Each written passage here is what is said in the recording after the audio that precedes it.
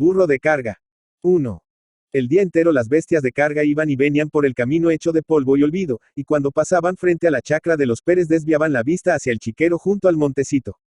Allí, invariablemente, se deparaban con la voluminosa presencia del cerdo holgazán, engordando y viviendo el ahora lo mejor posible. 2.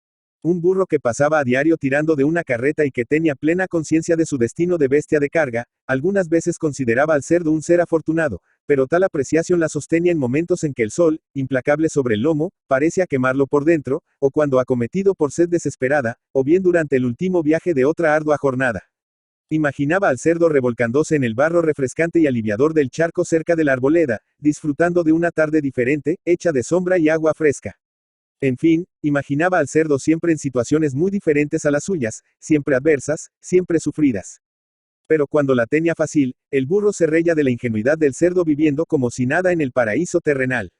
Un pobre infeliz cuya buena vida tenía un precio a ser pago en forma de embutido, de jamón u otro alimento para humanos.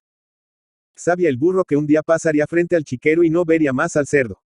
Era una regla que se repetía años tras año. Un cerdo explotando de gordo desaparecía y una semana después un lechoncito rosadito y juguetón ocupaba el lugar del antecesor, reiniciando así el perpetuo ciclo de engorde y abate.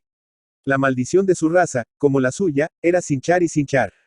Sin embargo, a su favor tenía como destino morir de viejo y con el privilegio de pasar los últimos días de su vida tranquilamente en algún potrero o suelto en el monte, cuando por demasiado viejo ya no sirviera más para el trabajo de tracción animal. Mientras tanto, alguna que otra alegría le tocaba en suerte, tal como engordar la tropilla del amo con mulas, mulos y más burritos, cuando le tocaba una burra. Actividad que aparte de su trabajo diario representaba una garantía más para prolongar su estadía en el mundo. 3. Cada vez que las bestias de carga pasaban frente al chiquero, tirando de carretas en cualquier sentido del camino polvoriento y desolado, el cerdo dejaba de hociquear y desviaba la vista hacia ellas.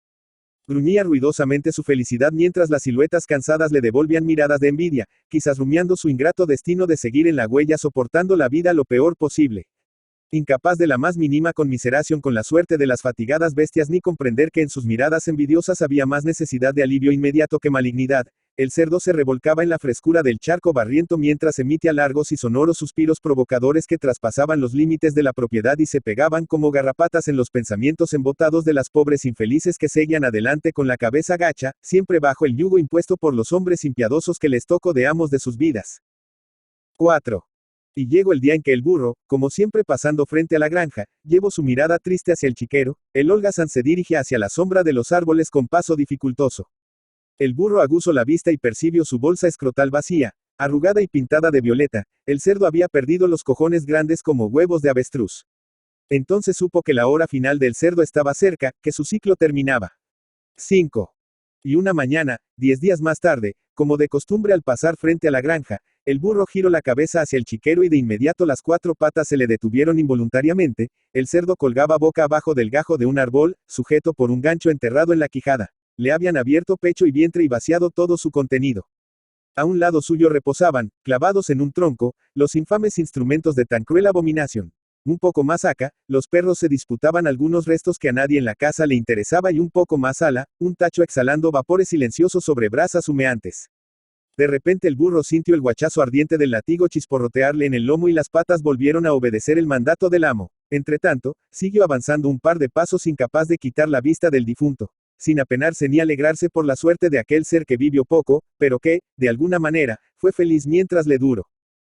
Burro de carga by Francisco A. Valdarena is licensed under a Creative Commons reconocimiento, no comercial, sin obra derivada 4.0 International License.